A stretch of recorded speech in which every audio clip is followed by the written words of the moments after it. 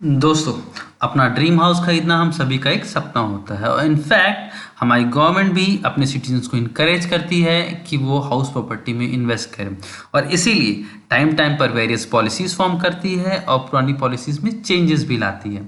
इनमें से ही एक इम्पॉर्टेंट पॉलिसी है tax benefit on housing loan, क्योंकि हमें से ज़्यादातर लोग अपना घर हाउसिंग लोन के थ्रू ही बनाते हैं। और दोस्तों, अगर हम अपने टैक्स की सही तरीके से प्लानिंग करें तो AY 2021 में अप टू 5 लाख तक का हम अपने इनकम में से डिडक्शन क्लेम कर सकते हैं ऑन हाउसिंग लोन। तो आज की इस वीडियो में हम टैक्स बचाने के इन 4 इंपॉर्टेंट टॉपिक पे डिस्कशन करेंगे। पहला, हाउसिंग लोन पर साल भर में दी गए इंटरेस्ट का हम डिडक्शन कैसे क्लेम करें अंडर सेक्शन 24B में। दूसरा, हाउसिंग लोन पर साल भर में दी गए प्रिंसिपल अमाउंट का डिडक्शन हम कैसे क्लेम करें अंडर सेक्शन 80C। तीसरा, for the first time buyer यानी वो लोग जो पहली बार घर खरीदते हैं वो हाउसिंग लोन पर दी गए इंटरेस्ट का एडिशनल डिडक्शन कैसे क्लेम कर सकते हैं अंडर सेक्शन 80EE में। और चौथा, हम अपने टैक्स की कैसे प्लानिंग करें कि हम मैक्सिमम टैक्स बेनिफिट ले सकें ऑन हाउसिंग लोन। तो दोस्तों, स्वागत है आपका हमारे चैनल नॉलेज इन शॉर्ट में।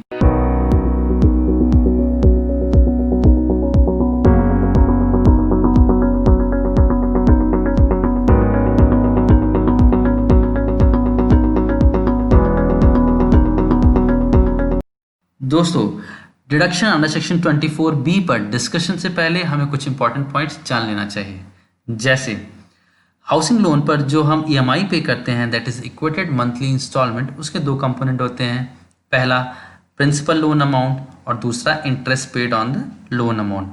फॉर एन एग्जाम्पल, अगर हम 3 लाख का लोन लेते हैं एट द रेट ऑफ 8%, तो 3 लाख जो है वो प्रिंसिपल लोन अमाउंट है और 24,000 साल का जो हम पे करते हैं वो interest paid on the housing loan है।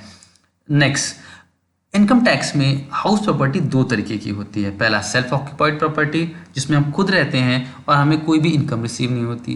दूसरा लेट आउट प्रॉपर्टी, वो प्रॉपर्टी जो हम किराए पे देते हैं और जिससे हमें कुछ इनकम रिसीव होती है। वापस से अपने हम टॉपिक आते हैं अंडर सेक्शन 24B पर।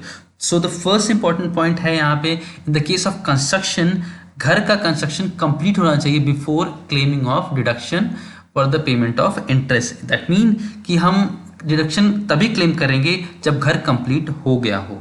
दूसरा, सेल्फ ऑक्यूपाइड प्रॉपर्टी में हम मैक्सिमम 2 लाख तक का ही क्लेम कर सकते हैं इन अ ईयर।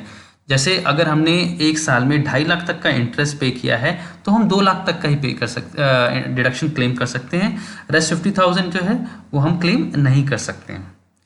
तीसरा, घर का completion in the case of construction, जिस साल हम लोन लेते हैं उस साल से 5 साल के एंड तक घर कंप्लीट हो जाना चाहिए। अदरवाइज ये जो क्लेम है वो 2 लाख से घटकर 30,000 हो जाती है।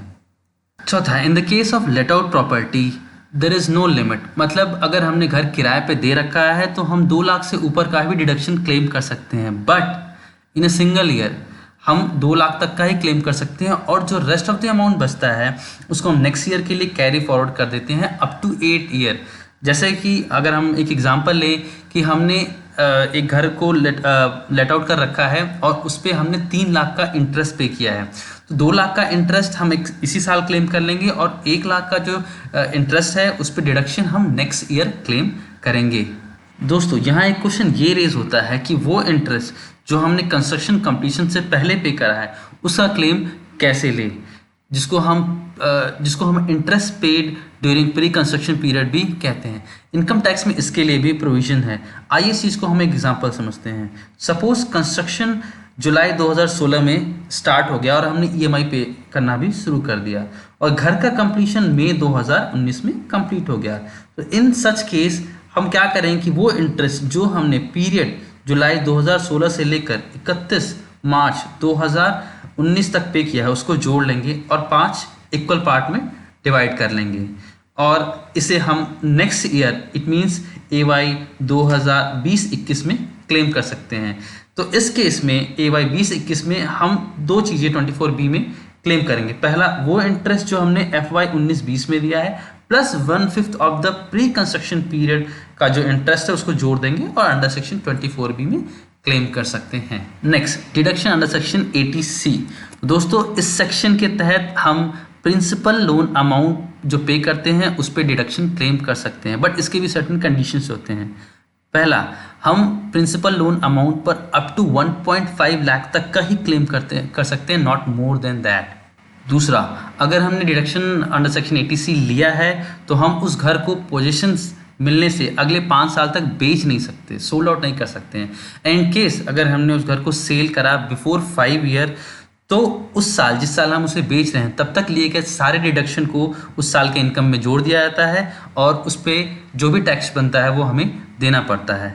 Fourth, in case of acquisition of a house, मतलब हम अगर घर खरीदते हैं तो उस घर खरीदने में दिए गए stamp duty and registration fees का भी हम डिडक्शन क्लेम कर सकते हैं under section 80C, but limit to 1.5 lakh, मतलब 1.5 लाख के बियॉन्ड वो नहीं जाएगा।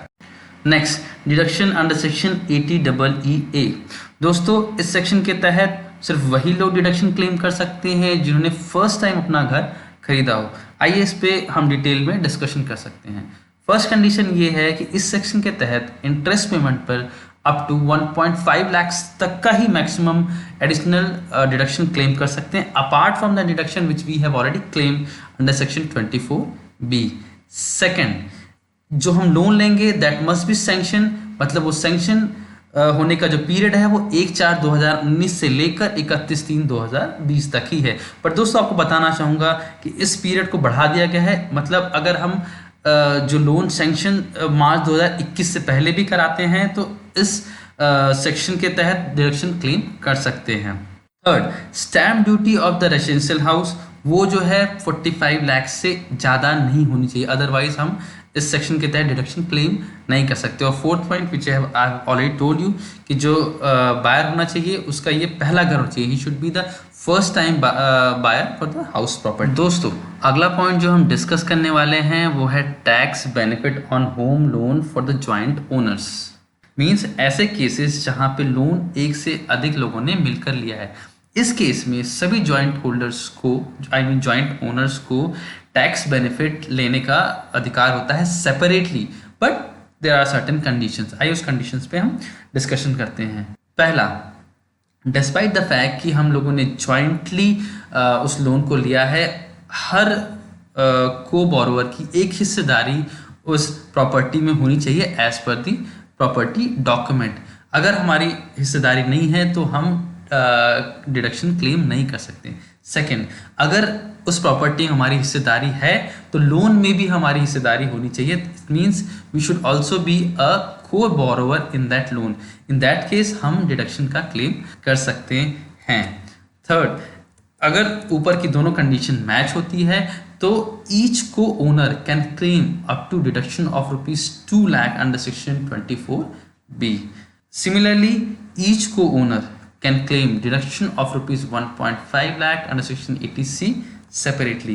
So इस तरीके से हम देख रहे हैं कि अगर हम प्रॉपर्टी को एज अ फैमिली या जॉइंटली होल्ड करते हैं और जॉइंटली लोन भी लेते हैं तो हम डिडक्शन को मैक्सिमाइज कर सकते हैं और मैक्सिमम टैक्स बेनिफिट ले सकते हैं। दोस्तों, इस वीडियो में इतना ही। अगर आपको इस वीडियो से संबंधित कोई भी डाउट है प्लीज़ आप जो है कमेंट सेक्शन में पूछें, और आशा करता हूँ कि आपको यह वीडियो पसंद आया होगा। If yes, click on like button and don't forget to subscribe our channel and click on bell icon ताकि आने वाले ऐसे और वीडियोस का नोटिफिकेशन आपको मिलता रहे। Thank you.